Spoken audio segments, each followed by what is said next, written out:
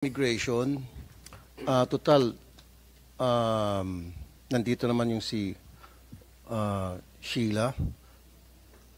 Paano siya lumabas? Ano yung tatak niya sa passport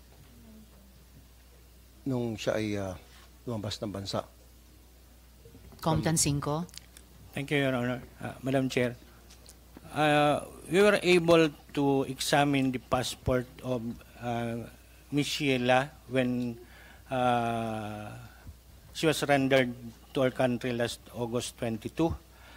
And we saw an Malaysian immigration stamp of arrival in her passport, but we did not find any Philippine immigration stamp for her departure.